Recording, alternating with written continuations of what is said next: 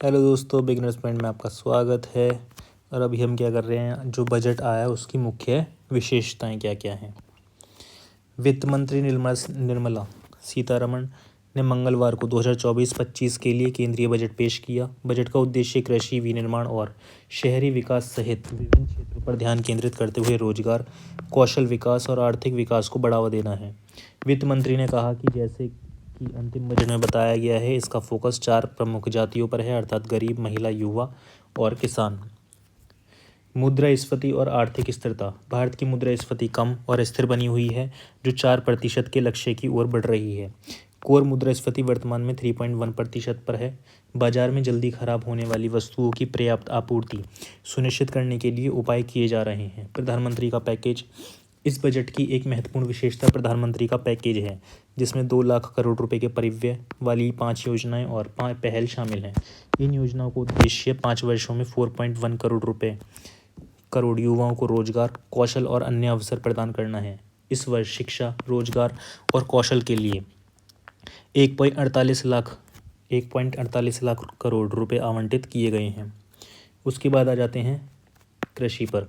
Budget में कृषि में उत्पादकता, लचीलेपन पर जोर दिया गया, जिसमें किसानों के लिए 32 फसलों की 109 उच्च उपज वाली और जलवायु अनुकूल किस्म जारी करने की योजना है।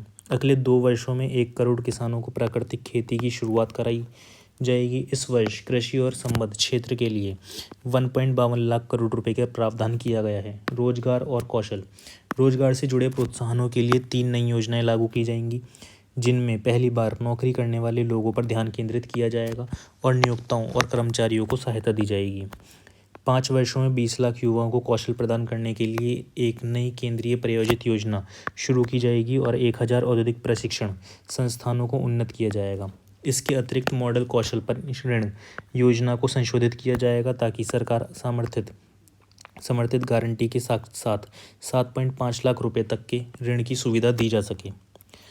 समावेशी मानव संसाधन विकास और सामाजिक न्याय। बजट का उद्देश्य PM Vishwakarma, PM Svanidhi, stand up India जैसी विभिन्न योजनाओं के माध्यम से शिल्पकारों, कारीगरों और स्वयं सहायता समूहों और महिला उद्यमियों को सहायता प्रदान करना है।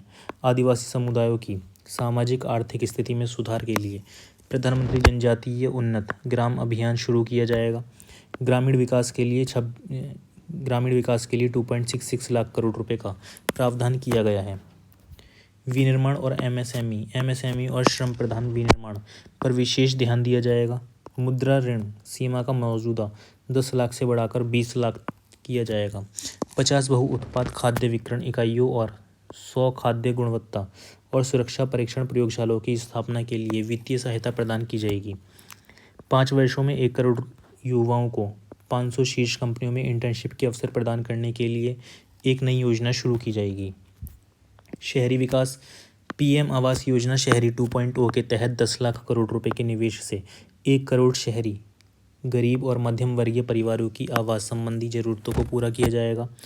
100 बड़े शहरों में जलापूर्ति, सीवेज ट्रीटमेंट और ठोस अपशिष्ट प्रबंधन परियोजनाओं को बढ़ावा दिया जाएगा। एक नई योजना अगले 5 वर्षों में चुनिंदा शहरों में 100 साप्ताहिक स्ट्रीट फूड हब के विकास का समर्थन करेगी।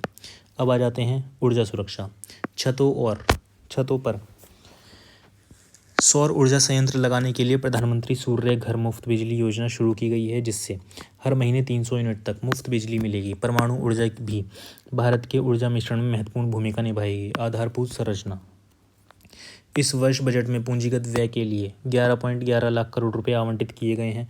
प्रधानमंत्री ग्राम सड़क योजना का चौथा चरण शुरू किया जाएगा, जिससे 25,000 ग्रामीण बस्तियों को हर मौसम में कनेक्टिविटी मिलेगी। बिहार और अन्य राज्यों में सिंचाई और बाढ़ शमन परियोजनाओं के लिए वित्तीय सहायता प्रदान की जाएगी। नवाचार, अनुसंधान एवं विकास। बुनियादी अनुसंधान और प्रोटोटाइप विकास के लिए अनुसंधान राष्ट्रीय अनुसंधान कोष का संचालन किया जाएगा।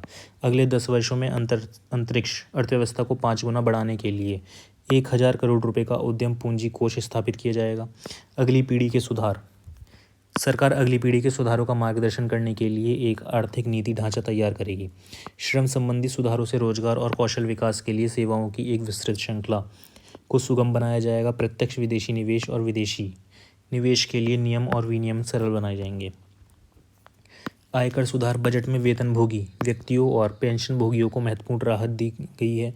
मानक कटौती को 50,000 से बढ़ाकर 75,000 कर दिया गया है। पारिवारिक पेंशन पर कटौती को 15,000 से बढ़ाकर 25,000 कर दिया गया है। वेतनभोगी कर्मचारियों को आयकर में 17,500 तक का लाभ देने के लिए नई कर व्यवस्था संरचना को संशोधित किया गया है। स्टार्टअप को बढ़ावा देने के लिए सभी वर्ग के निवेशकों के लिए एंजल टैक्स को समाप्त कर दिया गया है। विदेशी कंपनियों पर कॉरपोरेट टैक्स 40% से घटाकर 35% कर दिया गया है। पूंजीगत लाभ और सीमा शुल्क। अब कुछ वित्तीय परिसंपत्तियों पर अल्पकालिक पूंजीगत लाभ पर 20% की दर से कर लगेगा, जबकि सभी वित्तीय और गैर वित्तीय परिसंपत्तियों पर दीर्घकालिक लाभ पर 12.5% की दर से कर लगेगा। कीमती धातु और मोबाइल फ़ोन सहित विभिन्न वस्तुओं पर सीमा शुल्क कम करके उन्हें सस्ता किया गया है। बजट अनुमान 2024-25 के लिए उधार के अलावा कुल प्राप्तियां कुल व्यय 32.07 लाख करोड़ और 48.21 लाख करोड़ रहने का अनुमान है। राजकोषीय घाटा सकल घरेलू उत्पाद का 4.9% रहने